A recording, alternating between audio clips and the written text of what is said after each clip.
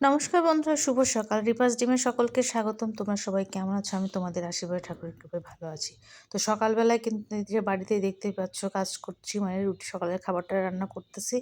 আর এদিকে কিন্তু প্রচণ্ড গরমও পড়তেছে, দেখতে মনে হচ্ছে একটু ঘেমে ঘেমেও গেছি, অস্থির লাগতেছে।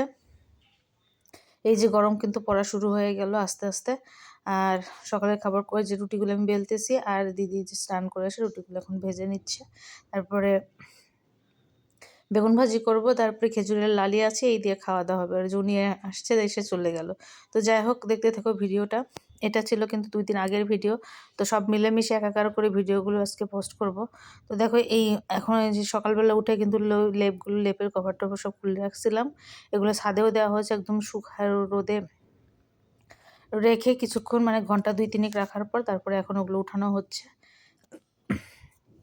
আর এই যে দেখো, সকালের খাবারটা খাওয়া দাওয়া করে নিল, নিয়ে এই যে উনি আসছেন। আর আসার সময় বাজারও করে নিয়ে আসছে। আর বলতেছে মাছটা যেন ভালো হয়, সেটাই বলতেছিল। আর বাজারও করছে, বাবার ওই গেছিল বাজার করতে, ওদের দাদা।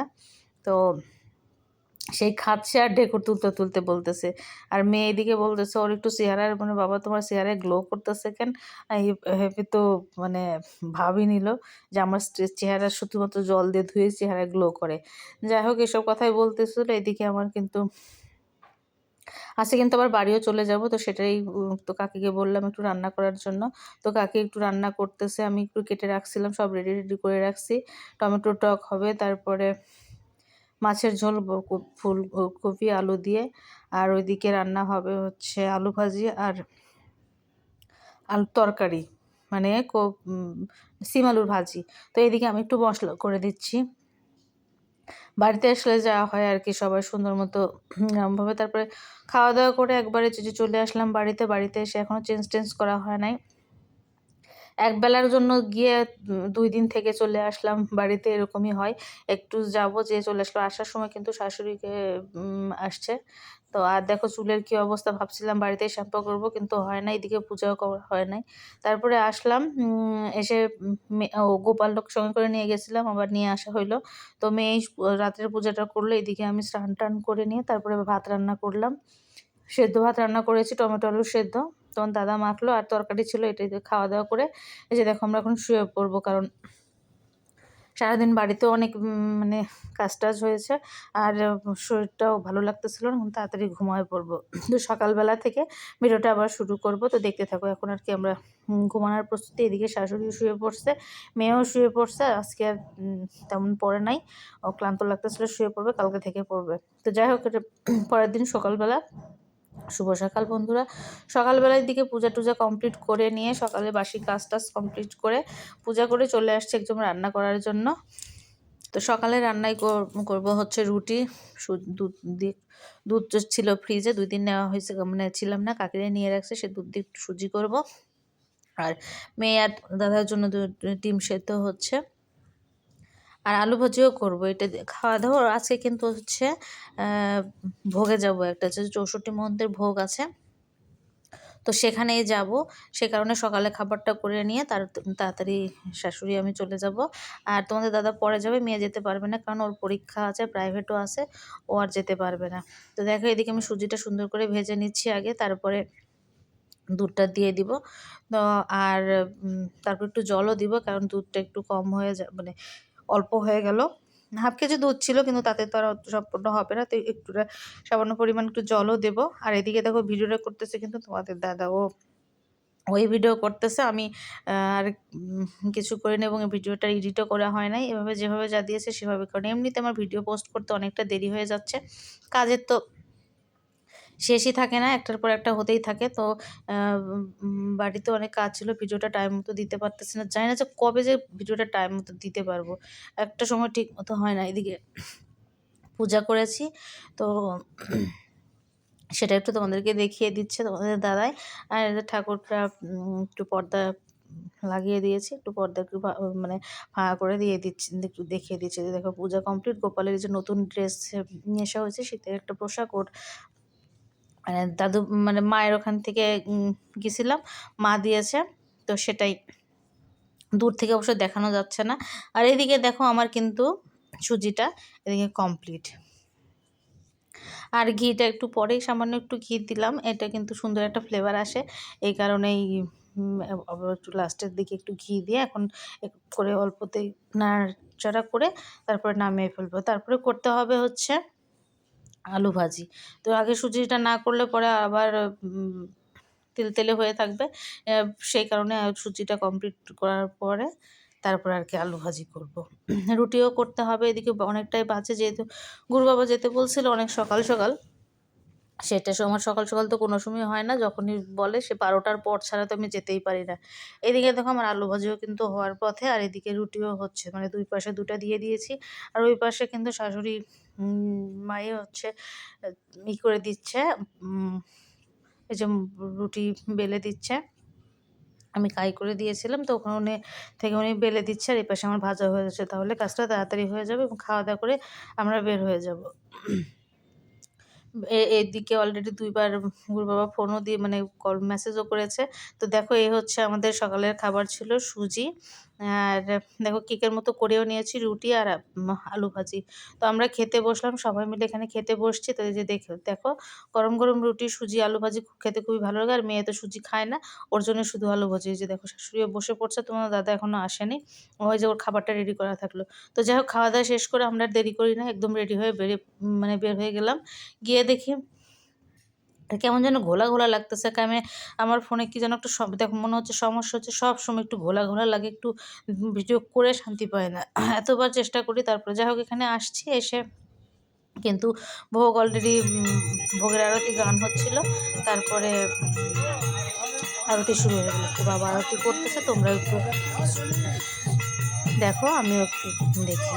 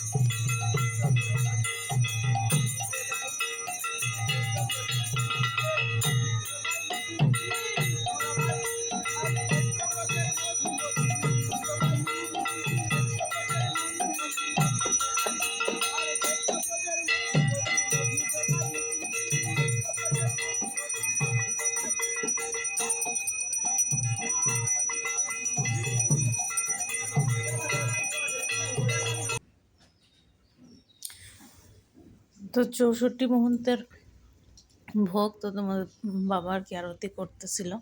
তো বিভিন্ন কিছু নিয়ে আরতি করা তো তোমরা দেখলে, আর আমি নিজেই প্রথম মানে 64 মুহূর্তের ভোগ দেখতেছি।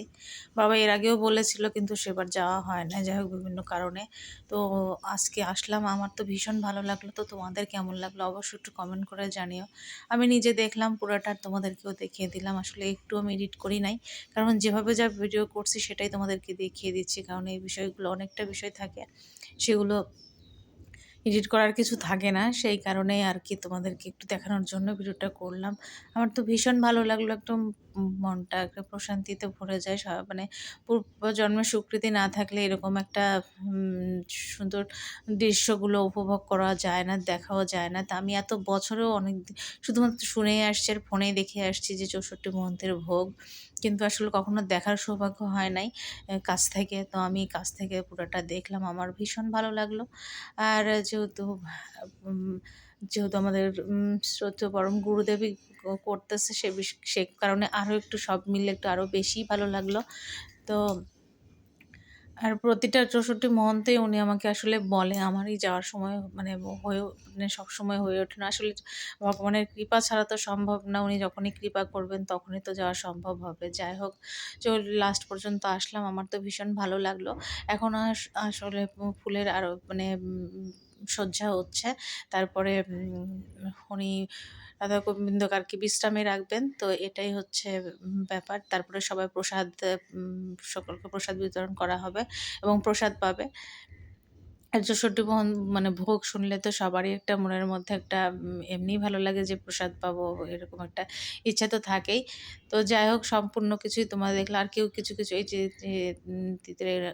দিদিরা আসতেছে, দেখতে পাইলে অনেকেই গুরু বোন গুরু পিসি সবাই আছে। এখানে একটা অন্যরকম পরিবেশ, না গেলেও তো বোঝা যাবে না। তো যাই হোক, তোমাদের কেমন লাগলো অবশ্যই একটু কমেন্ট করে জানিও। আর এই যে দেখো, এদিকে কিন্তু প্রসাদ দেওয়া শুরু হয়ে গিয়েছে।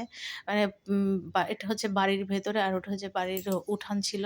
তো ওখানেই ভোগ ব্যবস্থা হয়েছে, আর এখানে ভেতরে হচ্ছে প্রসাদের ব্যবস্থা করা হয়েছে। মোটামুটি অনেক লোকই প্রসাদ পাচ্ছে তো যাই হোক, এরপরে আমরা আর কি প্রসাদ পেলাম। আজকে আর আমাদের পরিবেশন করার নাই, কয়েকজন করতেছে, যেহেতু বাড়ির লোকেরাই পরিবেশন করতেছে সে কারণে আর করা হলো না। তো যাই হোক, ওখানেই ছিলাম প্রায় 6টা 5:30 6টা পর্যন্ত। তারপরে গিয়েছিলাম একটু দিদির বাড়িতে, মানে ননদের বাড়িতে শাশুড়িকে নিয়ে। সেখানে গিয়ে অনেকক্ষণ থাকলাম, থাকার পর বাড়িতে চলে আসছি। এদিকে মেয়ে কিন্তু সারাদিন কিছু খায় নাই। ওই যে রুটি করেছিলাম সকালে, একটা পরোটা খেয়েছে, আর দুপুরে একটা রুটি খেয়েছে, এই তো হলো ব্যাপার। তো আসার পর রাত্রেবেলা একটু ওর জন্য একটু জাউ ভাত করে দিলাম, একটু চাল দিয়ে ডাল দিয়ে সব রকম মানে ঝাল লবণ তেল হলুদ সব কিছু দিয়ে, হলুদ দিই নাই, দিয়ে সেদ্ধ দিয়ে একটু খাওয়াই দিলাম। এই তো ছিল বন্ধুরা সারা দিনের দুদিনের ভিডিও ভালো লাগলে অবশ্যই লাইক কমেন্ট করে দিও। সে পর্যন্ত সবাই সুস্থ থেকো, ভালো থেকো।